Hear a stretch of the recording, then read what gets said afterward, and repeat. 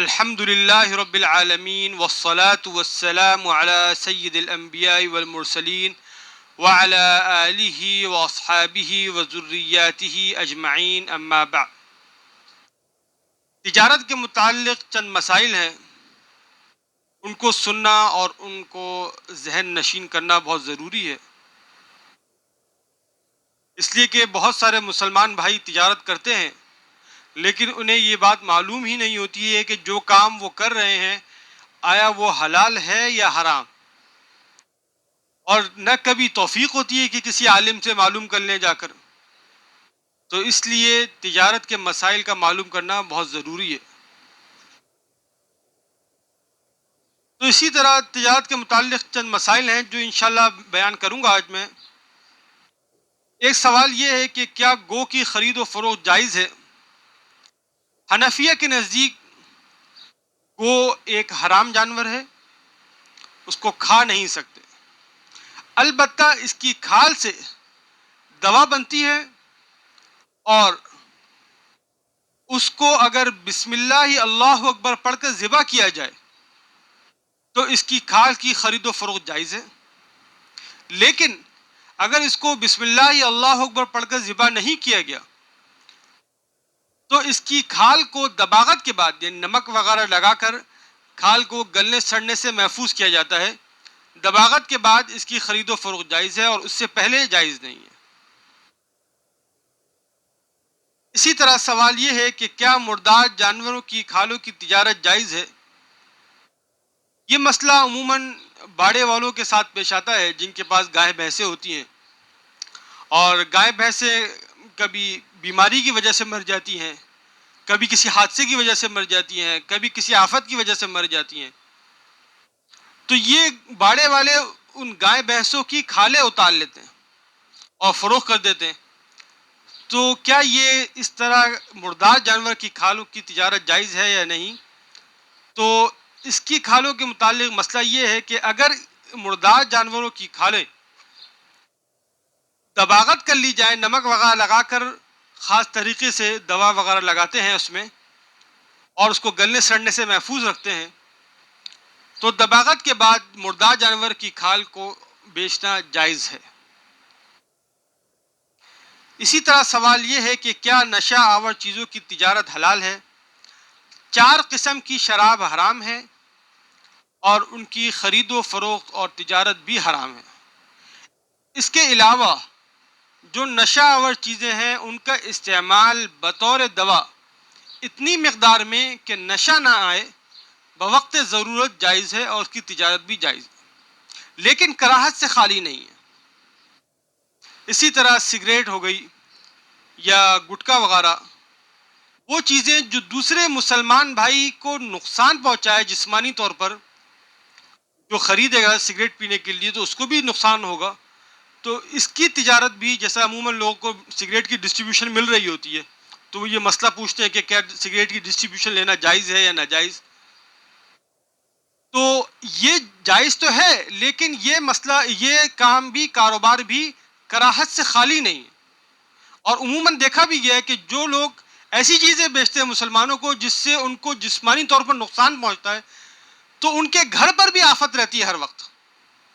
کوئی نہ کوئی بیماری رہتی ہے، کبھی کوئی اور آفت آ جاتی ہے، ہر وقت پریشانی میں ہی رہتے ہیں وہ لوگ۔ اس لیے فقہا نے لکھا ہے کہ اس کی تجارت حلال تو ہے لیکن مکروہ ہے، اس کے علاوہ کوئی اور کاروبار کر لینا چاہیے۔ اسی طرح سوال یہ ہے کہ جو لباس خاص کفار کی پہچان ہو تو اس کی تجارت کا کیا حکم ہے؟ مسلمان کے لیے کپڑے کو خریدنا اور فروخت کرنا جائز ہے، اس کے بعد اگر یہ کپڑا کفار خریدتے ہیں اور خرید کر اپنا لباس بناتے ہیں، اپنا شعار بناتے ہیں، تو مسلمان کی کوئی ذمہ داری نہیں۔ البتہ مسلمان اگر کفار کا خاص شعار بھی بیچے تب بھی شریعت کے نزدیک وہ جائز ہے، اس لیے کہ شریعت اسلامیہ کے نزدیک کفار کا شعار کوئی معتبر اور محترم چیز نہیں ہے، بلکہ وضع کے اعتبار سے اس میں ان کی تضحیک و تذلیل ہی ہے، اس لیے اس کو بیچنا جائز تو ہے لیکن بہتر یہ ہے، علماء نے لکھا ہے کہ بہتر یہ ہے کہ اس سے اجتناب کیا جائے تاکہ لوگ آپ کے بارے میں بدگمانی نہ کریں۔ اسی طرح سوال یہ ہے کہ کیا چوری کی ہوئی چیز کا بیچنا جائز ہے؟ جس چیز کے بارے میں آپ کو یقین ہو جائے کہ یہ چیز چوری کی ہے، مثلاً ایک چیز کی قیمت مارکیٹ میں 50,000 روپے، وہی چیز ویسی کنڈیشن میں آپ کو کوئی شخص 10,000 روپے کی دے رہا ہے، آپ کو معلوم ہے کہ یہ چیز 10,000 کی مل ہی نہیں سکتی ہے، یقینی طور پر اگر آپ کو یہ بات معلوم ہو جائے کہ یہ چوری کا اگر لے کر آیا تو یہ کسی صورت اس کا خریدنا اور اس کا بیچنا جائز نہیں ہے، چاہے وہ کتنے بھی ہاتھوں میں گھوم کر آئی بھی ہو۔ جب یقین ہو جائے کہ چیز چوری کی ہے تو یہ مالک کے پاس ہی جائے گی، اور مالک کی ہی ہے، تو اس لیے اس کو خریدنا اور بیچنا دونوں ناجائز اور حرام ہے۔ اسی طرح سوال یہ ہے کہ کیا خنزیر کے بالوں کی تجارت جائز ہے؟ مستبی قول کے مطابق خنزیر ایک نجس جانور ہے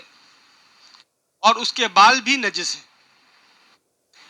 اس کے بال کی تجارت بھی حرام ہے۔ عموماً اس کے بالوں سے برش وغیرہ بنائے جاتے ہیں جو مارکیٹ میں فروخت ہوتے ہیں،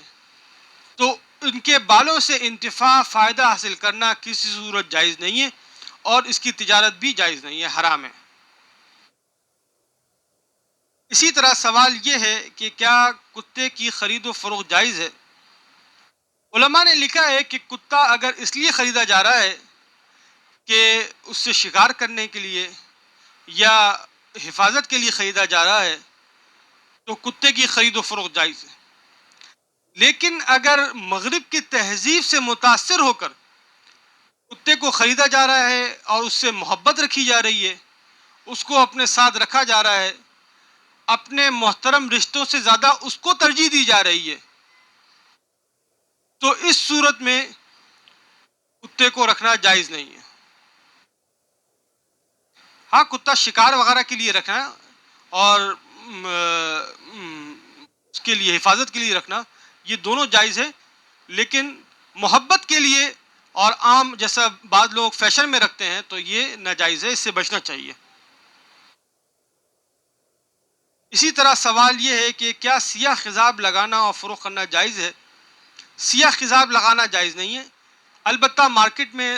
ڈارک براؤن کلر کا جو خضاب آتا ہے وہ لگانا جائز ہے، وہ بظاہر سیاہ ہی لگتا ہے لیکن وہ سیاہ نہیں ہوتا،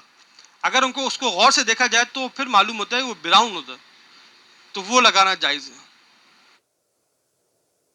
اسی طرح سوال یہ ہے کہ کیا شراب کی خالی بوتلیں بیچنا جائز ہے؟ بوتل فی نفسی ہی ایک قیمت والی چیز ہے اور اس کی خرید و فروخت جائز ہے، لیکن جس بوتل کے بارے میں آپ کو یقین ہے کہ یہ بوتل صرف شراب کے لیے ہی استعمال ہوتی ہے، اس کے علاوہ کسی اور چیز میں استعمال نہیں ہوتی، تو ایک حیثیت سے شراب کے بیچنے میں معاون ثابت ہوگی یہ بوتل، اور حدیث شریف میں آتا ہے کہ مفہوم ہے جس کا کہ شراب بیچنے والے اور خریدنے والے دونوں پر اللہ کی لعنت، اگرچہ وہ شراب نہیں پیتا ہے، تو اس لیے اس کام سے اجتناب کرنا چاہیے اور اپنے آپ کو دور رکھنا چاہیے۔ صدق اللہ العظیم۔